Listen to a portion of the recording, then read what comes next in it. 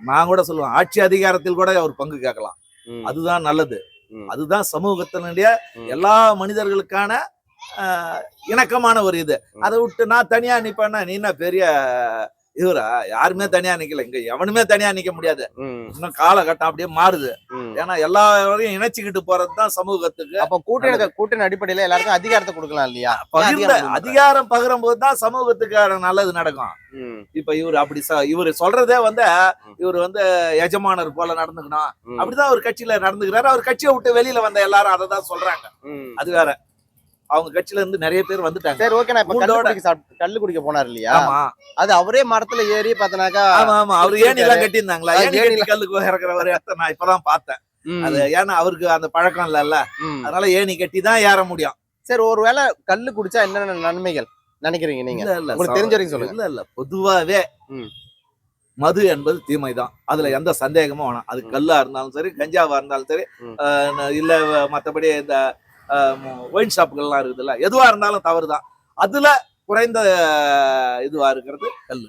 Okay. கல்லு சாப்பிட்டாக்கா உடம்புக்கு அந்த அளவுக்கு நல்லதுன்னு பார்த்தீங்கன்னா டாக்டர்ல இருந்து எல்லாருமே சொல்றேன்னு சொல்றாங்களே, இது எந்த அது அளவுக்கு உண்மை? எந்த டாக்டர் சொன்னாங்கன்னு எனக்கு தெரியல. ம், யாராவது ஹோமியோபதி டாக்டர் சாரி மன்னிக்கவும். ம், இது யாராவது நாட்டு மருந்து டாக்டர் யாராவது சொல்லியிருப்பாங்க. ம், அலோபதி டாக்டரோ ம்.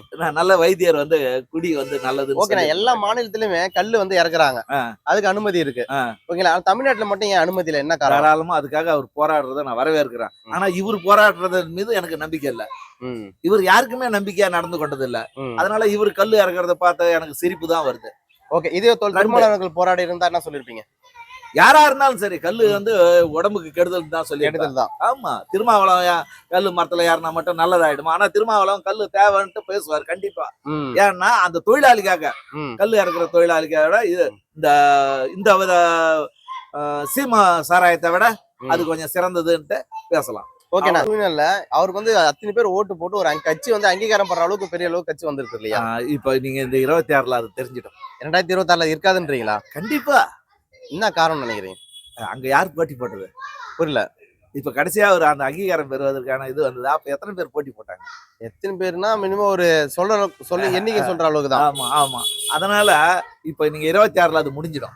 ம், ஆனா, அவர் அங்கீகாரம் பெற்றவரெல்லாம் நம்ம கூட நான் வரவேற்றேன் அப்போ. ம், பரவாயில்லையா, தனித்து நின்னு இப்படி எல்லாம் பண்ணாருன்னு. ம், அப்புறம் தான் பின்னாடி தான் தெரியுது இவரு பெட்டிமணி சிஷ்யன்ட்டு.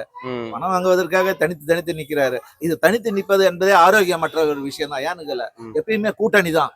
ம். சமூகத்தின் எல்லா விஷயத்திலயும் சரிதான்.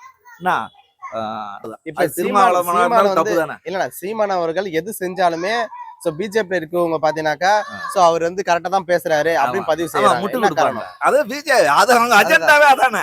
இப்ப ம், சீமானை வச்சுதான் அங்க எல்லாத்தையும் நடத்தணும். ஏதாவது ஒரு வகையில ஏதோ ஒண்ணு பண்ணணும். ம், தமிழ்நாடுனாவே அவங்களுக்கு வந்து ம், பிடிக்காது. அதுக்கு உதாரணம் பாரு, பீகார்ல போய் ம், அந்த அமித்ஷா பேசுறாரு. ம், பிரதமர் 2 பேருமே பேசியிருக்காங்க. 2 பேருமே தமிழ்நாட்டுல இருந்து ஒருத்தர் இங்க வந்து முதலமைச்சர் ஆக முடியுமா? ம். ஆகக்கூடாது ஆமா, அப்படின்னு ஆகக்கூடாது. ஆகக்கூடாதுன்னு பேசியிருக்காங்க. ஆமா.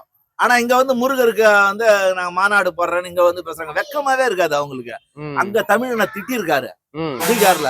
இது வைரல் ஆயிருக்குது ஆமா. அது சமூக ஊடகத்துல. அப்ப இங்க இருக்கிற தமிழெல்லாம் இழிச்சவாயனா? ம்.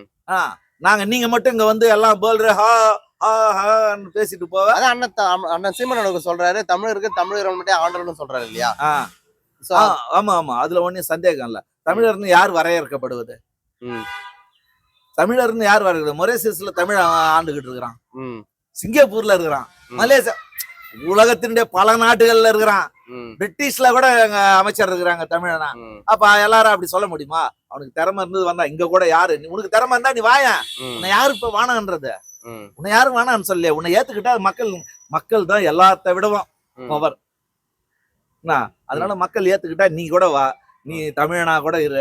நீ ம். மலையாளியா இருந்தா கூட நான் ஏத்துக்குவேன். எனக்கு நல்லது செய்யற யாரா இருந்தாலும் நான் ஏத்துக்குவேன். நல்லது செய்யணும். ஆமா. அது வந்து யாருனாலும் ஓகே. யார் இருந்தாலும் ஓகே. ஓகே. என்ன இவன் தான் ஆளுனா அவன் தான் ஆளுனா. எனக்கு நல்லது செஞ்ச லீ குவான்சி, இது அவரு பேர் என்ன, சிங்கப்பூர் அதிபர் லீ, ம், அவரு நான் தமிழரா? ம், அங்க இருக்கிற தமிழர்கள் எல்லாரையும் வரவணைச்சு மிகப்பெரிய இடத்துக்கு எடுத்துட்டு போனாரு. இங்க ம், இருந்து போனவங்க கேட்டாங்க, ஏங்க இந்தியானாக்கா நீங்க என்னங்க என்ன நீங்க பாட்டுக்கு தமிழ் மட்டுமே பேசுறீங்க. இந்தியாவில இருந்து வந்தா ஹிந்தியில தானே நீங்க சொல்லணுங்க. ம். தமிழர் தான் இந்தியா, இந்தியா தான் தமிழர் எங்களுக்கு ம். அப்படின்னாரு. சரி, ஓகே. ஆ